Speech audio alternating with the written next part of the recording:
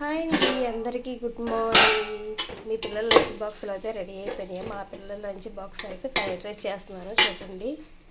ఈరోజు అయితే లంచ్ బాక్స్లో ఫ్రైడ్ రైస్ పిల్లలు చాలా ఇష్టంగా తింటారు కదండి. పిల్లలు లంచ్ బాక్స్ బాగా పూర్తిగా తినేది ఏంటంటే ఫ్రైడ్ రైస్ అండి. అలాగే వెనిగర్ సోయా సాస్ వేసి చాలా టేస్టీగా చాలా బాగుంటుంది.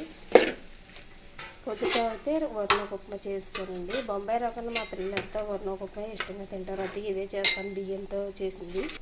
అలాగే పక్కన కూడా రాగి జావకి నేను వాటర్ అయితే మరిగించేసుకుంటున్నాను చూడండి. పొద్దుట ఇదైతే తాగితే చాలా హెల్తీ అండి. నీరసం కూడా రాదు, మనకు కూడా ఎంత పని చేసినానే నేను ఇది పొద్దుటే కాసుకుంటాను. చూసారు కదండి, లంచ్ బాక్స్ అయితే ఫ్రైడ్ రైస్ రెడీ అయిపోయింది. మా పిల్లలకు పెట్టేస్తున్నాను.